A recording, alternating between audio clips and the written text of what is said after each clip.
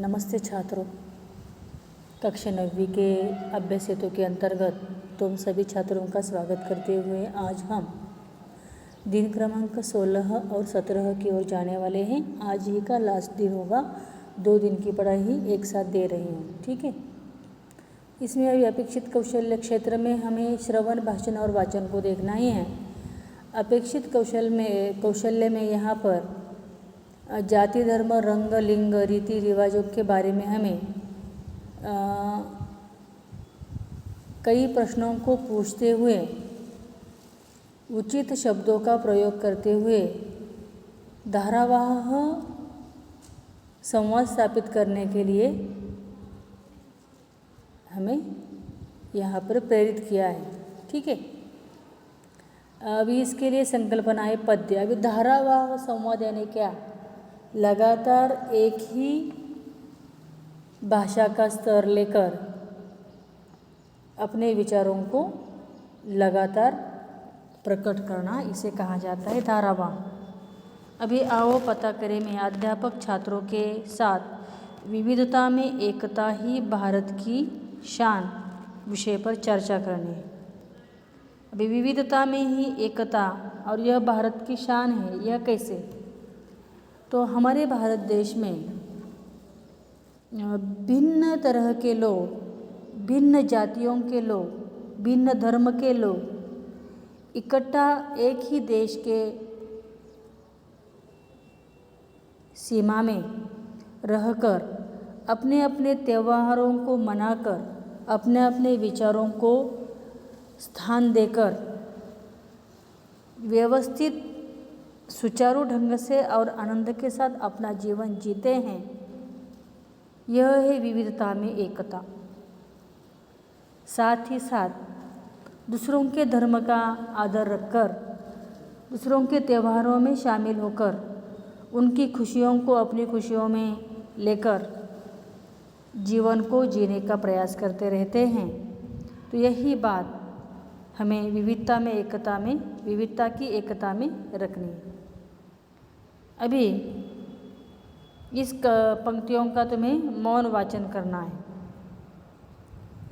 नफरत ठंडी आग है, इसमें जलना छोड़, टूटे दिल को प्यार से जोड़ सके तो जोड़। पौधे ने बांटे नहीं नाम पूछकर फूल, हमने ही खोले बहुत स्वार्थ के स्कूल। धर्म अलग, भाषा अलग, फिर भी हम सब एक, विविध रंग करते नहीं हमको कभी अनेक।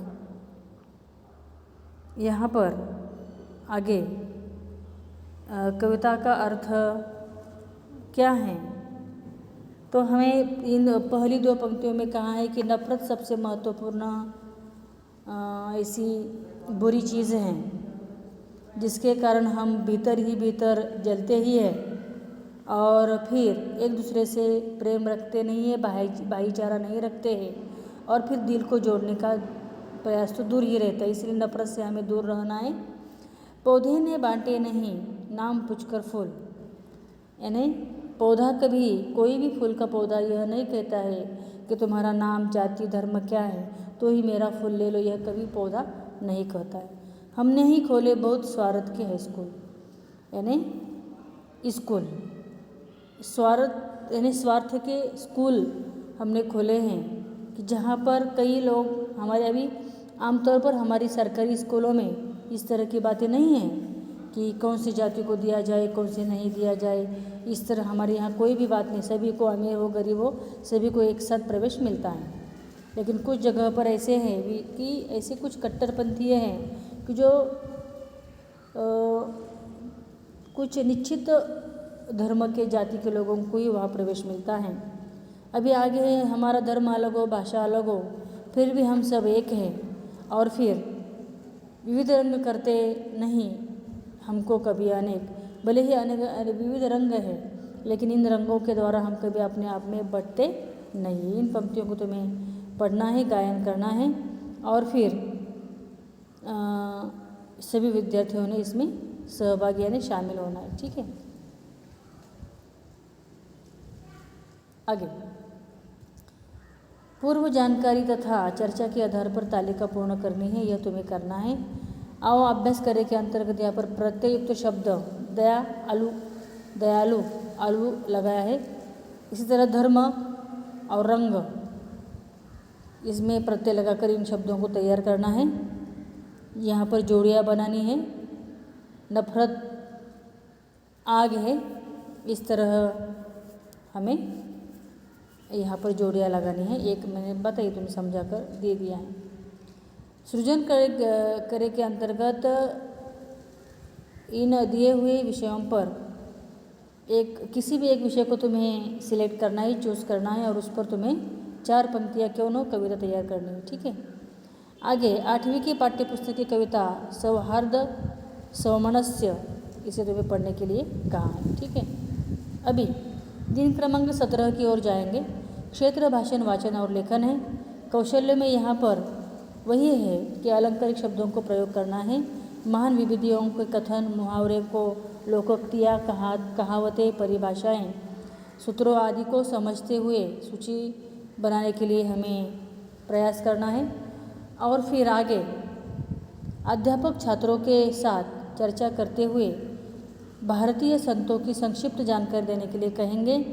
जैसे संत तुकाराम हो गए, संत एकनाथ हो गए, संत कबीर हो गए, संत मीराबाई आदि।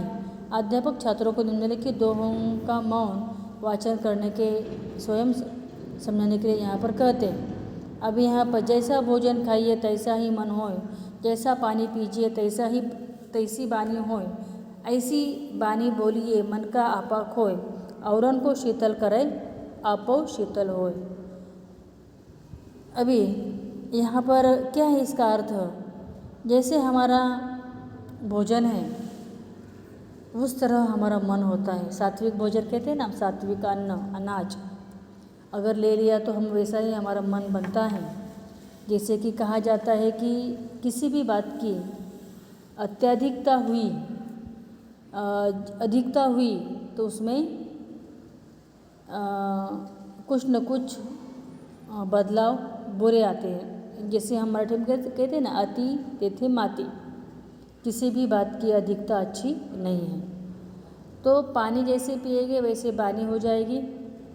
शुद्ध पानी पियोगे शुद्ध बानी बनेगी। और इस तरह की बानी को यानी वाणी को बोलने के लिए कहा है। जैसे मन का आपा खोय, यानी आपा यानी क्रोध दूर जानी चाहिए, ऐसी वाणी को तुम स्पष्टता से प्रकट करो और अपनी वाणी से अन्यों को भी शीतल करो और तुम अपने आप अंदर भी शीतल बन जाओ, मीठे बन जाओ। अभी यहाँ पर मुहावरे सुवचन में अंतर कहाँ है? सुवचन होते मुहावरे, यह लोकोक्तियाँ और मुहावरे अलग होते। लोकोक्ति यानी पुराने लोगों से आई हुई लोकोक्तियाँ। मुहावरे यानी जो साहित्य क्षेत्र में जिसका प्रयोग किया जाता है वे मुहावरे। सुवचन यानी मीठे वचन, जैसे जहाँ चाहा वहाँ रहा, जैसा खाए अन्न यह जो जैसा देश आप भला, इस तरह की इसे तुम्हें लिखना है। आगे यहाँ पर आओ अभ्यास करें के अंतर्गत देखिए, ऊपर दिए गए दोहों में आए निम्नलिखित शब्दों को प्रमाणित रूप लिखना है। शब्द और प्रमाणित रूप क्या हैं? जैसे कि प्रमाणित रूप और शब्द क्या हैं, इसका अंदाज करके तुम्हें लिखना है। कृति पूर्ण करनी है, ऐसी बानी बोलिए यानी वाणी बोलिए, वह है। तो इसके लिए भी उत्तर है आगे दिए हुए ऊपर की कृतियों में, उसे तुम्हें देखना है। सृजन करे के अंतर्गत यहाँ पर 5 पंक्तियों के परिच्छेद में तुम्हें यहाँ पर विकिपीडिया के को लेकर इन संतों के विषय में जानकारी लिखनी। संत तुकाराम महाराज जी हैं, संत ज्ञानेश्वर जी हैं और संत मीराबाई हैं। ठीक है। तो इस तरह 8वीं की पाठ्यपुस्तक की कविता अनमोल वाणी, इसे पढ़ने के लिए कहा है और भारतीय संतों की विकिपीडिया देखने के लिए कहा है। ठीक है। 16 और 17 के दिन को आज हमने देखा है और इसे तुम पूर्ण करोगे, लिखकर कॉपी में उतारोगे आशा रखती हूँ। और कल दी हुई टेस्ट तुमने फुल स्केप पर अलग पन्ने पर छुड़ा ली होगी, ऐसी आशा करती हूँ और यहाँ पर रुकती हूँ। धन्यवाद।